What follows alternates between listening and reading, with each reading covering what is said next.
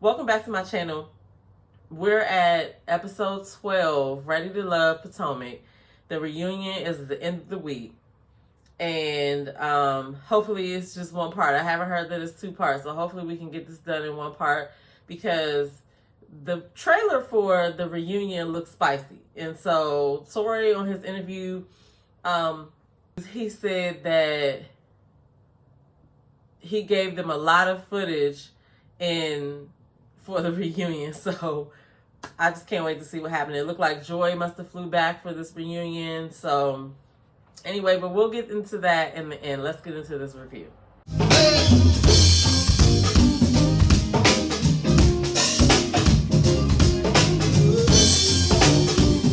First of all, I had to take some notes for this because, I don't know, it wasn't like a super packed episode, but it was just a couple of things that stood out to me.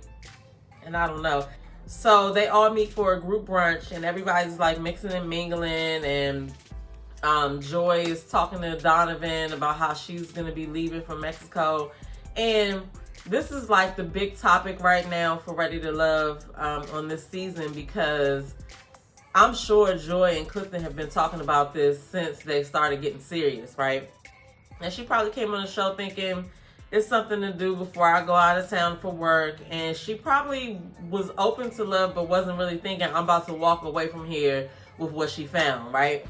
And so that has to be hard. And I'm not going to lie, I really like Joy and Clifton. And I told y'all, they've been my favorite since day one, especially Clifton. You know what I'm saying?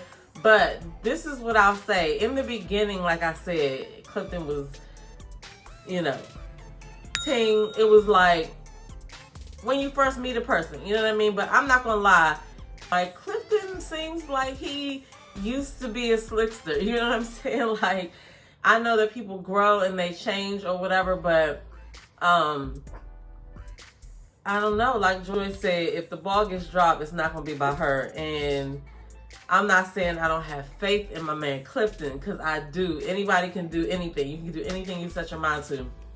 But that distance, like he said, is going to be a bitch. And for a person who, like, has said out of their own mouth that they need physical touch, and I mean, let's just be real. Women already probably were throwing themselves at Clifton. I don't know, guys. I wish them the best of luck, and I hope that Clifton don't fuck up the church's money, like I said last time. Okay? So, there's that. Anyway, but I do have to say, I have loved her eye makeup throughout this whole episode, especially in the confessionals. Like, whoever is doing her eye makeup specifically, they are banging it out of the box. I don't know. Everybody else's makeup looked good too, but for some reason hers just stood out sometimes. It was like perfectly blended, and I don't even wear makeup, but the eyes were popping. So Tommy comes in and tells them about Demetrius and Sabrina, and so now it's three couples. So now it's three couples left. And so now the remaining women have to introduce the men to their families. Now I think it's funny, and I think that, you know, whenever you have like I think the best thing about a YouTube channel is that you're basically capturing certain things in time, right? That you can go back and reflect on. So in the beginning of this season, when I was introducing the cast or whatever, let's listen to see what I said about P.O. and a couple of other people as well. Welcome back to my channel. I know it's been a minute. However, we're here to talk about the new season of Ready to Love. They're calling it Potomac. I'm going to refer to it as the Ready to Love DMV because which one of them are from Potomac? First, we start out with, we're going to start out with Paul. Paul is giving me cocky. I used to be the shit. He still thinks he's in his 30s and he could, you know, do a little something. And he might be able to do a little something, but he's giving me cat daddy tease, smooth player, I think I am from the Himalayas or whatever it is. Like he just thought he was the shit. Like the way that he was talking to certain people. When he talks to Ace, he, well, we'll get to that later. Just the way he was talking to certain people, like, move along, sir. But I bet you they keep his ass just because he should go. Like, but I bet you they keep him. And he's supposed to be 48. I don't know, but we're just going to say he's a little cocky. Okay, we'll see how it plays out. Then you have Dakia. I like Dakia. I think she has some swag. I think she has smarts. I think she is gonna give these dudes a run for their money. And another thing I'll say is yes, arms. I like her look too. She came on there talking about she was vaxxed and waxed, ready to go, and Dakia's 39. Then you got Laverne. Laverne is like an ex-bodybuilder. He's from Gary, Indiana, and he's cocky and arrogant. That's what I pick up from Laverne. He's cute. I was trying to figure out how tall he was. I was looking to see if he was standing by Clifton because I know Joy said Clifton was like 6'3", 6'4".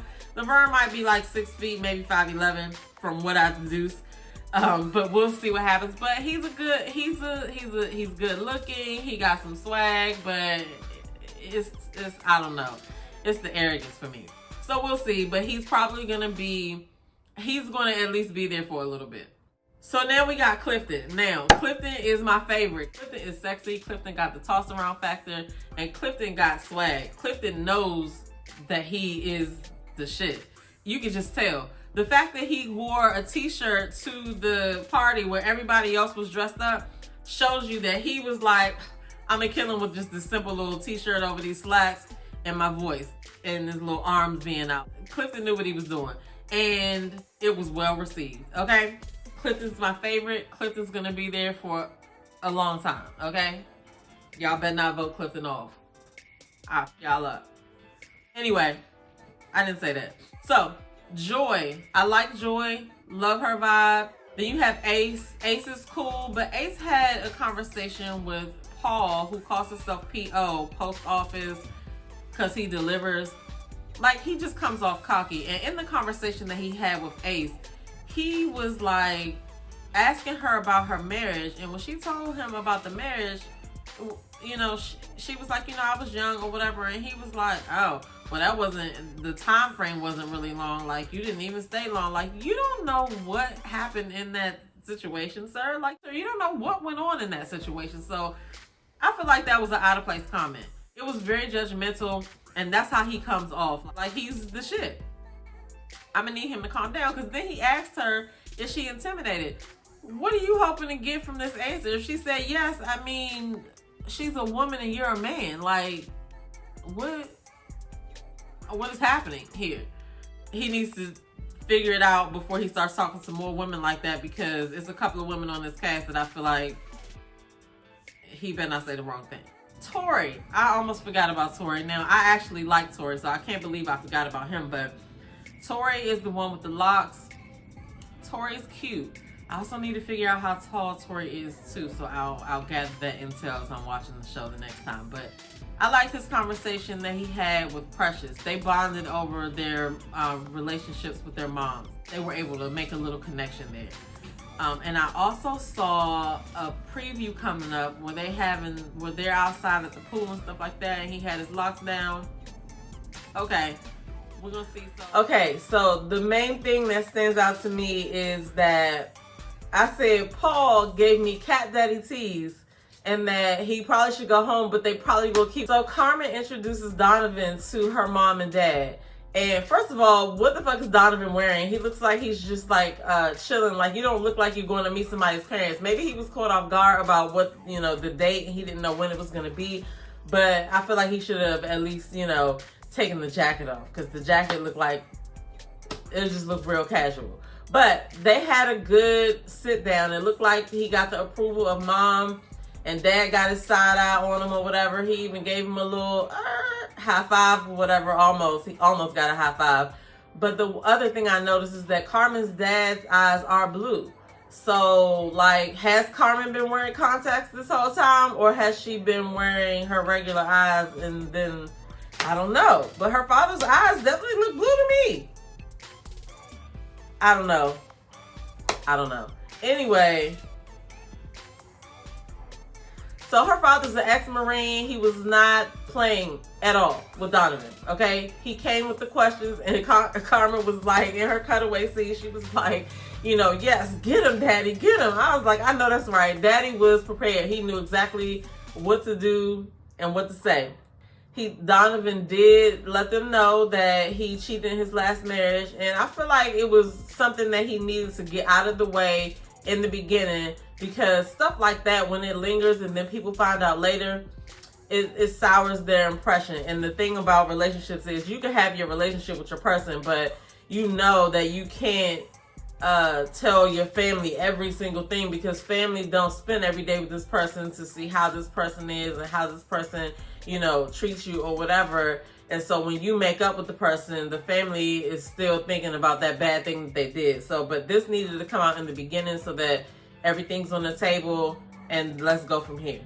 I liked how the mom wanted to know, you know, what's your core. Like, I do need a man that, I feel her, like every woman should want a man who answers to God, because if you're going to lead me, I'm going to need you to be answering to somebody who got both of our best interests at heart.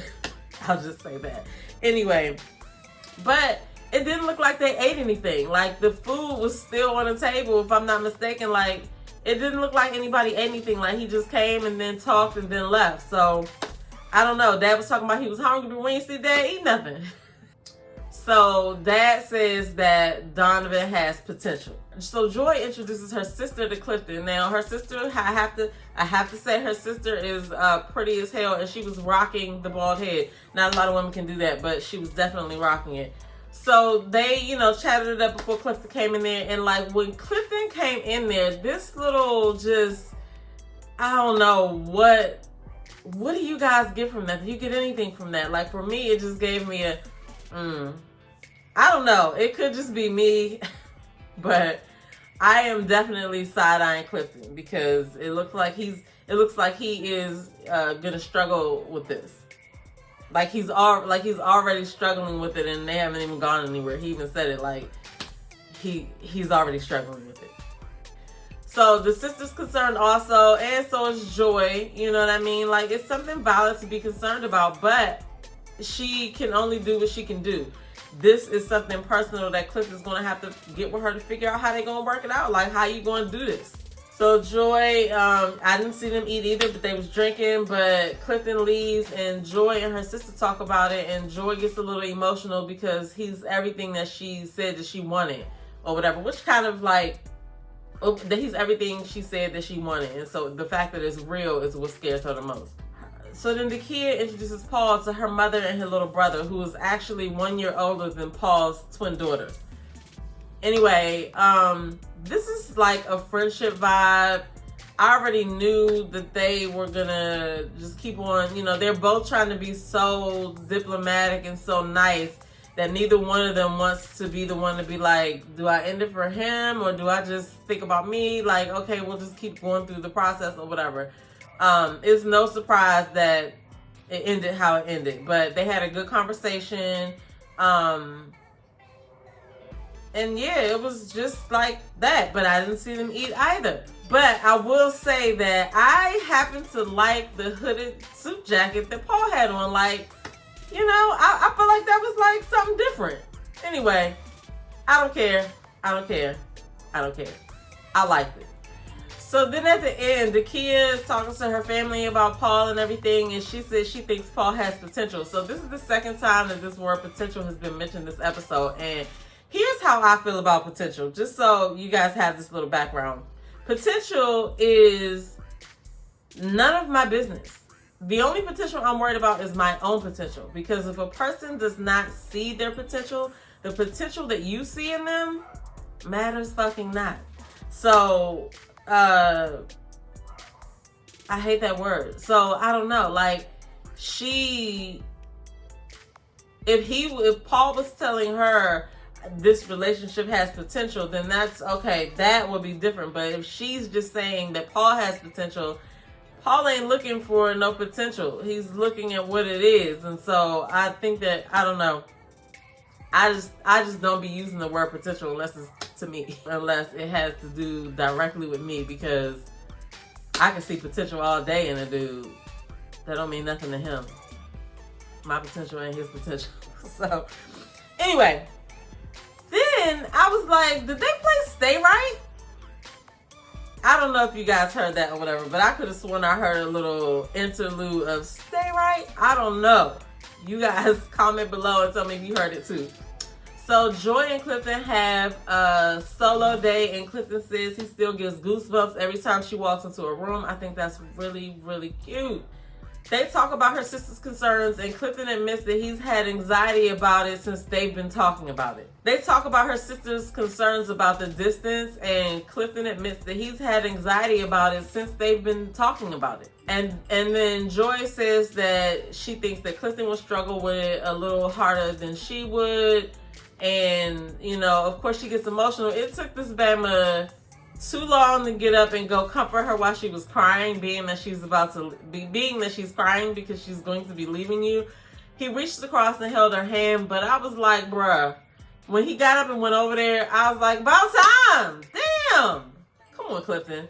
So, but he did end up going over there and drying her tears, and neither one of them are ready to say goodbye. They don't want to say it. And she said, so then Joy says, So then Joy says, well, I look forward to having sex with you.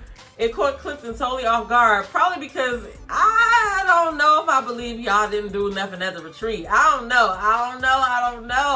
I'm just saying, I just feel like the fact that Joy melts in Clifton's presence every time, ain't no way that y'all did not do at the retreat. Listen, I'm entitled to my opinion. I feel like that's where they went. He was probably shocked that she said it on camera. Whatever. Nah. But that was funny though. And then he was like, he can't wait to have the sex too. They're funny as I don't know what. But one thing I have to say is at least they ate on their damn date. They didn't show nobody else getting to be able to eat on their date. So now it's choosing day. So then Donovan and Carmen, they meet up, and Donovan surprises Carmen with a trip anywhere for both of them. Where would y'all go? I think I would go to Thailand or Dubai or Egypt. Anyway, comment below if you got a trip to go anywhere you wanted to and money wasn't a factor, where would it be? Where would you go? So they both chose each other, and then Carmen tries to swallow Donovan's face, and they, skip off to wherever they were going. So then Paul and Dakia meet, and Paul chooses himself. After he gave a speech, he chose himself, and then Dakia chose herself as well, and then Paul and Dakia share a nice little church hug. It might be just because he's tall, but I thought that was funny to me. Okay. Good old P.O. Paul's Pickles. So then Clifton and Joy meet, and they meet at this nice winery, and Clifton looked good in his little peacoat with the collar flip. Joy comes up in her little dress and her boots. Perfect scenery. It would have been tight if he was like proposing or something, but we wouldn't have believed that. I mean, we might have for Clifton, but I don't know. So, Clifton says that, of course, we know this is true, that he's had eyes on her. He's had his eyes on her since day one, and vice versa for her. He even used the word love. And so they made it official. Of course, they both chose each other. So there we have it. We're at the end. The reunion is about to come up, and I don't know if y'all saw the trailer, but it looks like Joy's gonna be there. It looks like Paul called somebody a jackass. It looks a little bit spicy, and Tommy will be hosting. So make sure y'all come back. On Friday, because me and my sister will be doing a live reaction to the reunion. We won't be showing it, but we'll be watching it, and we'll be providing commentary. You guys can get in the chat. And that's how we're going to end the season, because I don't really want to have to do a recap. I'd rather just get it all over so we can get into Miami.